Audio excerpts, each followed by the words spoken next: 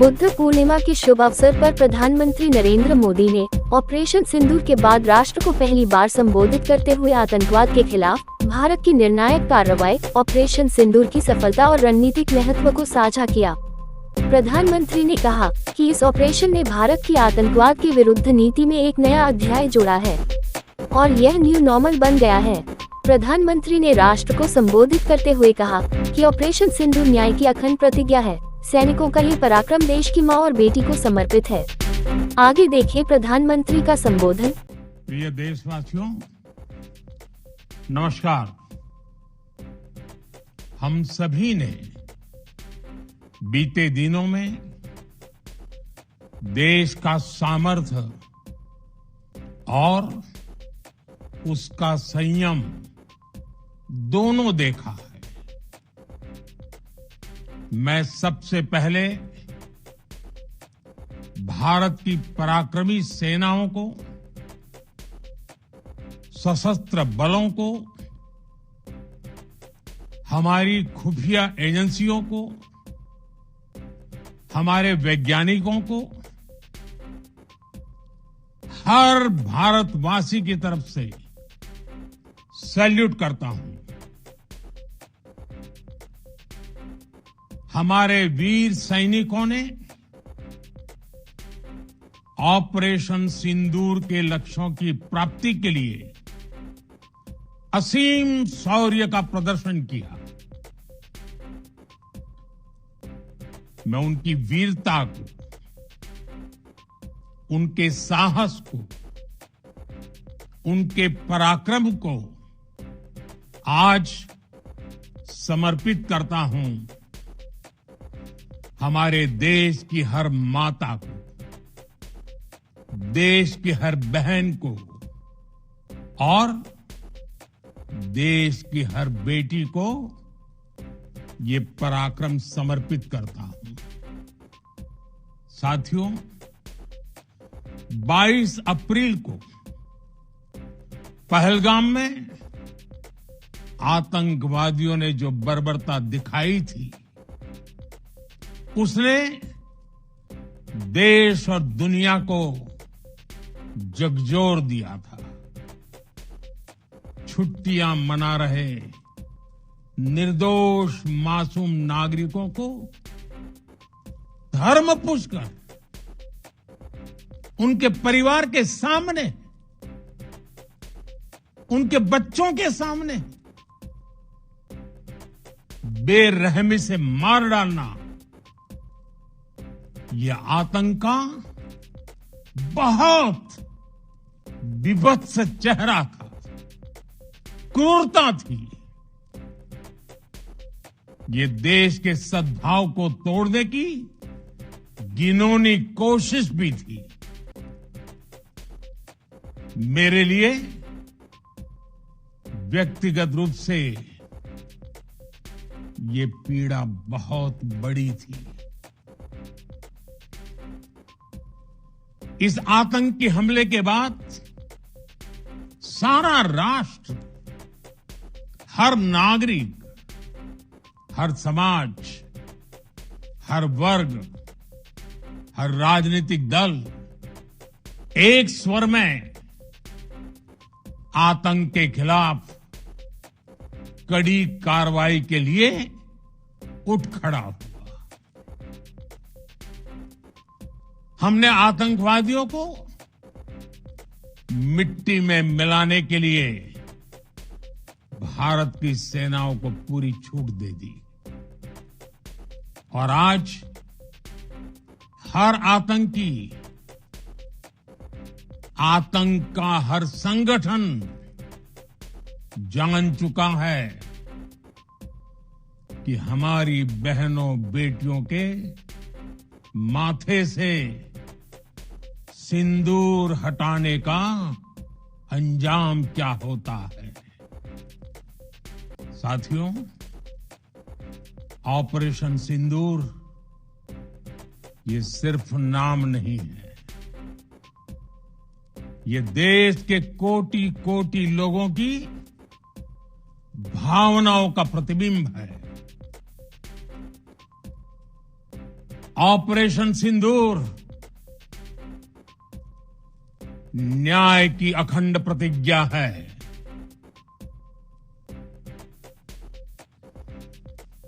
6 मई की देर रात 7 मई की सुबह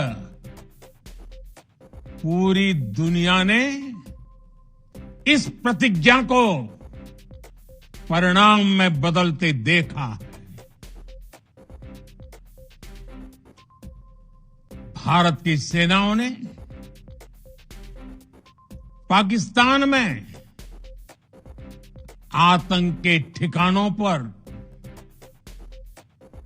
उनके ट्रेनिंग सेंटर्स पर सटीक प्रहार किया। आतंकियों ने सपने में भी नहीं सोचा था कि भारत इतना बड़ा फैसला ले सकता है। लेकिन जब देश एकजुट होता है, नेशन फर्स्ट की भावना से भरा होता है, राष्ट्र सर्वोपरि होता है, तो फौलादी फैसले लिए जाते हैं, परिणाम लाकर दिखाए जाते हैं। जब पाकिस्तान में आतंक के अड्डों पर भारत की मिसाइलों ने हमला बोला, भारत के ड्रोन्स ने हमला बोला, तो आतंकी संगठनों की इमारतें नहीं, बल्कि उनका हौसला भी थर्रा गया। बहावलपुर और मुरिद के जैसे आतंकी ठिकाने एक प्रकार से ग्लोबल टेररिज्म की यूनिवर्सिटीज रही है। दुनिया में कहीं पर भी जो बड़े आतंकी हमले हुए हैं, चाहे 9/11 हो, चाहे लंदन ट्यूब बॉम्बिंग हो, या भारत में दशकों से जो बड़े बड़े आतंकी हमले हुए हैं, उन सब के तार कहीं ना कहीं आतंक के इन्हीं ठिकानों से जुड़ते रहे हैं। आतंकियों ने हमारी बहनों का सिंदूर उजाड़ा था, इसलिए भारत ने आतंक के ये हेडक्वार्टर्स उजाड़ दिए। भारत के इन हमलों में 100 से अधिक खूंखार आतंकवादियों को मौत के घाट उतारा गया है। आतंक के बहुत सारे आका बीते 2.5-3 दशकों से खुलेआम पाकिस्तान में घूम रहे थे, जो भारत के खिलाफ साजिशें करते थे। उन्हें भारत ने एक झटके में खत्म कर दिया।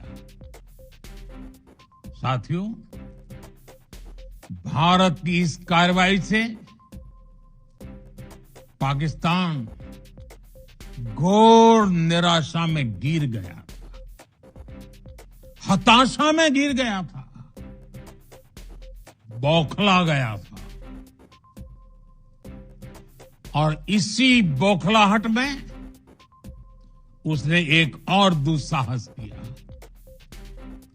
आतंक पर भारत की कार्रवाई का साथ देने के बजाय पाकिस्तान ने भारत पर ही हमला करना शुरू कर दिया।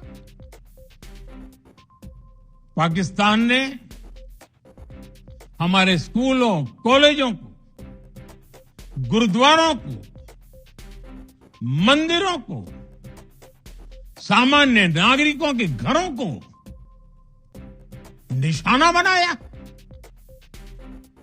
पाकिस्तान ने हमारे सैन्य ठिकानों को निशाना बनाया,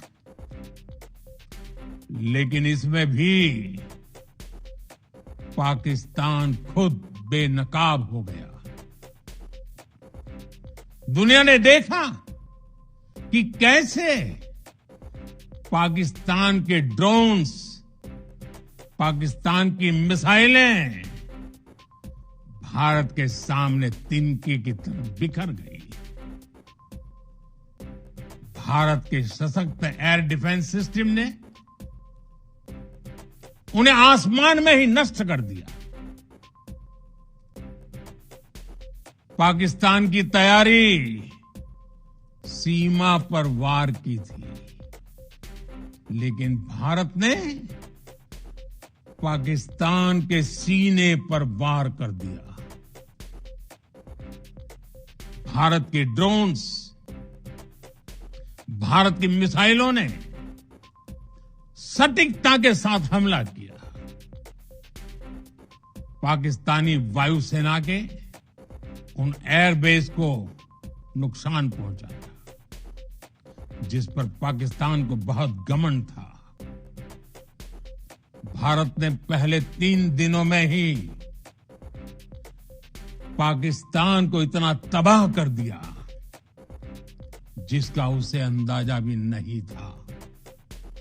इसलिए भारत की आक्रामक कार्रवाई के बाद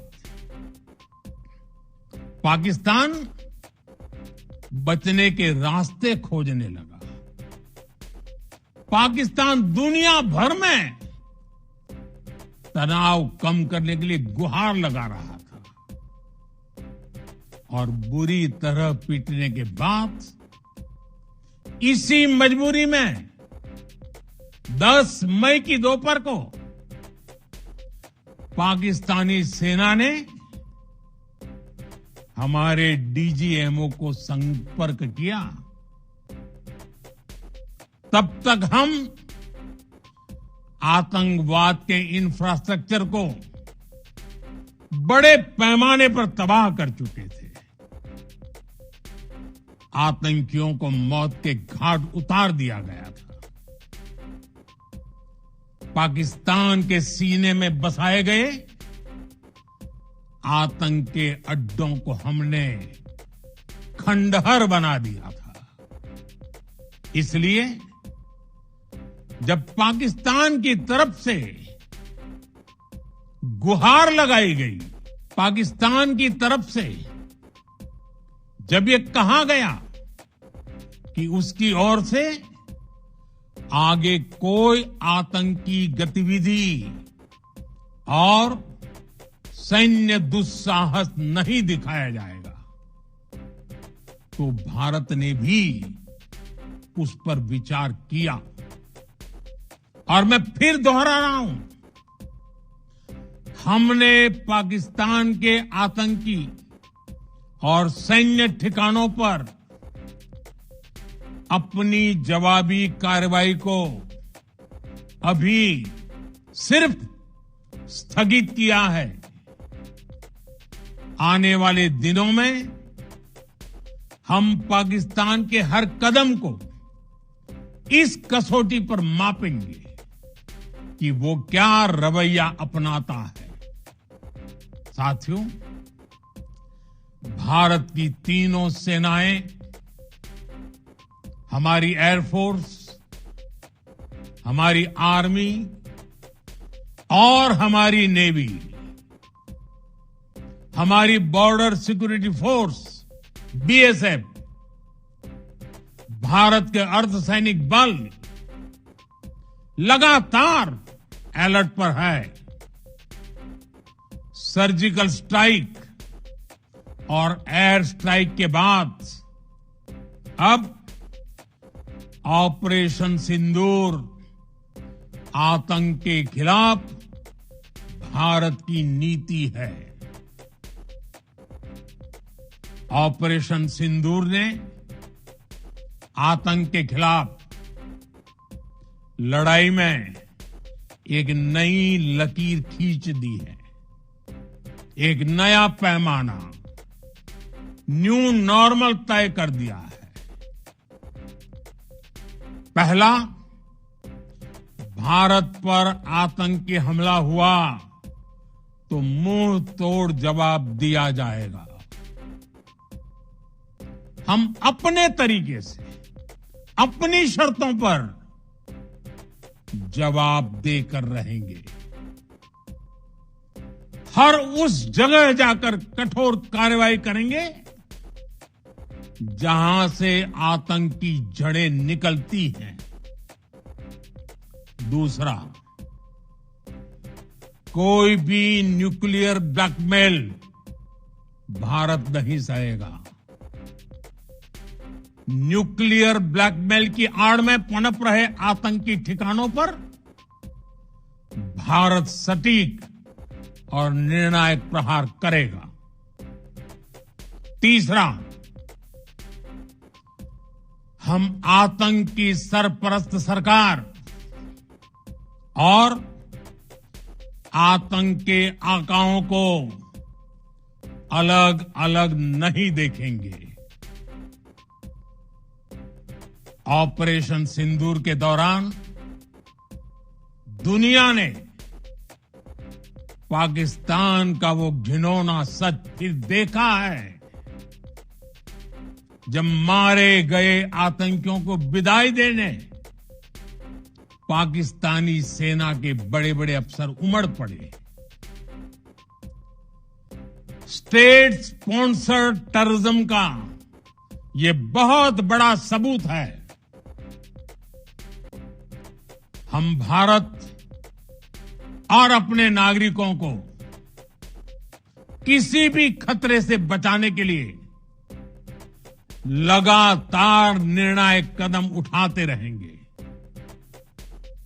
साथियों, युद्ध के मैदान पर हमने हर बार पाकिस्तान को धूल चटाई है और इस बार ऑपरेशन सिंदूर ने नया आयाम जोड़ा है। हमने रेगिस्तानों और पहाड़ों में अपनी क्षमता का शानदार प्रदर्शन किया और साथ ही न्यू एज वॉरफेयर में भी अपनी श्रेष्ठता सिद्ध की। इस ऑपरेशन के दौरान हमारे मेड इन इंडिया हथियारों की प्रामाणिकता सिद्ध हुई। आज दुनिया देख रही है 21वीं सदी के वॉरफेयर में made in India defence equipments, इसका समय आ चुका है। साथियों, हर प्रकार के आतंकवाद के खिलाफ हम सभी का एकजुट रहना, हमारी एकता हमारी सबसे बड़ी शक्ति है। निश्चित तौर पर ये युग युद्ध का नहीं है, लेकिन ये युग आतंकवाद का भी नहीं है। टेररिज्म के खिलाफ जीरो टॉलरेंस, ये एक बेहतर दुनिया की गारंटी है। साथियों, पाकिस्तानी फौज, पाकिस्तान की सरकार जिस तरह आतंकवाद को खाद पानी दे रहे हैं, वो एक दिन पाकिस्तान को ही समाप्त कर देगा। पाकिस्तान को अगर बचना है तो उसे अपने टेरर इंफ्रास्ट्रक्चर का सफाया करना ही होगा। इसके अलावा शांति का कोई रास्ता नहीं है। भारत का मत एकदम स्पष्ट है। टेरर और टॉक एक साथ नहीं हो सकते। टेरर और ट्रेड एक साथ नहीं चल सकते और पानी और खून भी एक साथ नहीं बह सकता। मैं आज विश्व समुदाय को भी कहूंगा, हमारी घोषित नीति रही है, अगर पाकिस्तान से बात होगी तो टेररिज्म पर ही होगी। अगर पाकिस्तान से बात होगी तो पाक ऑक्युपाइड कश्मीर पीओके उस पर ही होगी। प्रिय देशवासियों, आज बुद्ध पूर्णिमा है। भगवान बुद्ध ने हमें शांति का रास्ता दिखाया है। शांति का मार्ग भी शक्ति से होकर जाता है। मानवता शांति और समृद्धि की तरफ बढ़े, हर भारतीय शांति से जी सके, विकसित भारत के सपने को पूरा कर सके, इसके लिए भारत का शक्तिशाली होना बहुत जरूरी है। और आवश्यकता पड़ने पर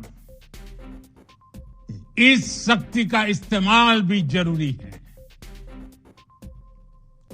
और पिछले कुछ दिनों में भारत ने यही किया है। मैं एक बार फिर भारत की सेना और सशस्त्र बलों को सैल्यूट करता हूं। हम भारतवासी के हौसले, हर भारतवासी का एकजुटता का शपथ, संकल्प, मैं उसे नमन करता हूं। बहुत बहुत धन्यवाद। भारत माता की जय। भारत माता की जय। भारत माता की जय। जन जन की आवाज से अमरचंद की रिपोर्ट।